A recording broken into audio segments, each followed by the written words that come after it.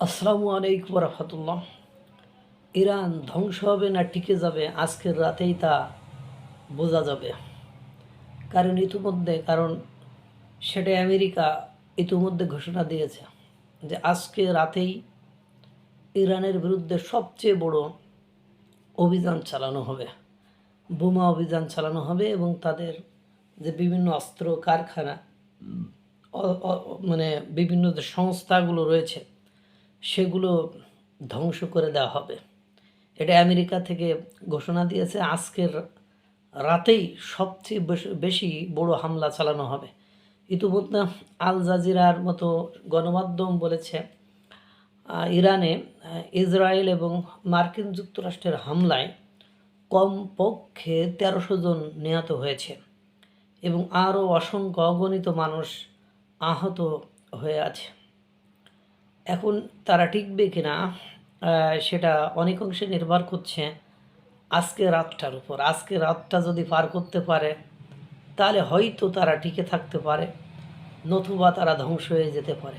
কারণ মার্কিন যুক্তরাষ্ট্র থেকে যেহেতু এই ধরনের ঘোষণা দিয়েছে সেহেতু তারা কোনো না কোনো পদক্ষেপ নেবে, এটা মনে হচ্ছে। এটাকে কোনোভাবে হেলায় ফেলায় ফেলে দেওয়া যাচ্ছে না। কারণ মার্কিন যুক্তরাষ্ট্র অন্য কোনো রাষ্ট্রের, রাশিয়া, চীন, ভারত বা অন্য কোনো রাষ্ট্রের ইরানের সাথে অন্তর্ভুক্ত হওয়া বা ইরানের সাথে সংযুক্ত হয়ে অ্যাকশনে যাওয়ার আগেই ইরানের খেল খতম করবে, এরকম চিন্তাভাবনা নিয়েই আজকে রাতে হামলা চালাবে। আর সেই হামলা হবে ইরানের জন্য সর্বকালের সেরা হামলা। এটা মনে হচ্ছে, যেহেতু আমেরিকার একেবারে সংবাদ সম্মেলন করে এই ধরনের ঘোষণা দিয়ে ফেলেছে। আপনারা ইতিমধ্যে জানেন আমেরিকার শিশু বাচ্চা সহ অসহায় নারী পুরুষ সহ ইতিমধ্যে ১৩০০ জনের জীবন শেষ হয়ে গিয়েছে।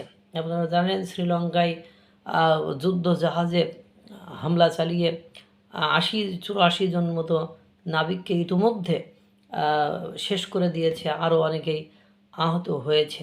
অর্থাৎ আর ইরান এমন একটা বিপদে এখন আছে, কারণ তার প্রতিবেশী সব রাষ্ট্রকে আক্রমণ করে ফেলেছে। বিশেষ করে তুরস্ককে আক্রমণ করে ভেমরুলের চাকে আঘাত করার মতো করে ফেলেছে। কারণ ভেমরুল এর চাকে আঘাত করে কথা কেন বলছি, মার্কিন যুক্তরাষ্ট্র, তুরস্ক, আপনি জানেন যে অন্যান্য যে দেশগুলো আছে পারমাণবিকভাবে ততটা শক্তিশালী না হলেও মুসলিম রাষ্ট্রগুলোর ভেতরে তুরস্ক বেশ শক্তিশালী, তারা অস্ত্রের ব্যবসা বাণিজ্য করে থাকে।